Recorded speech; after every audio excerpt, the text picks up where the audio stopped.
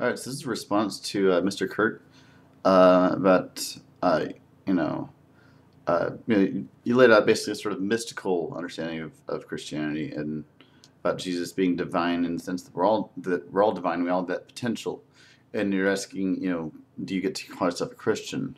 Well, my beliefs are pretty similar to yours, and I call myself a Christian. Um, and but so this this brings up a good point. What is a Christian, or how do you define someone as following a particular religion? Um, and so I think you have to that what I kind of see is that a religion is not so much a set of beliefs as much as it is a narrative. And so I could take my beliefs, and could call myself a Christian, call myself a Buddhist or a Taoist or a Hindu. I mean, there are some aspects of the belief that would be a little bit of a transition. Like I would, for example, I take an approach of a more theistic mysticism, whereas Buddhism or Taoism is not necessarily so much theistic, but is sort of not really atheistic, but non-theistic. Um, but I mean, but in many ways, I would consider myself sort of a perennialist, taking into account sort of the cultural context of each religion.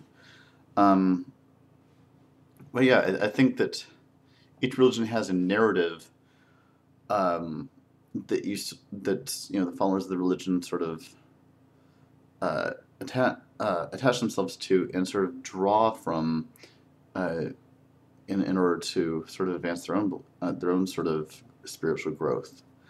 And for me, I find that through the life of Jesus and his teachings, um, and by if that's sort of the Bible is sort of the narrative through which I find my meaning. And that which is not to say that the Bible is any more true than the Vedas or Upanishads or the Pali Canon or any of that.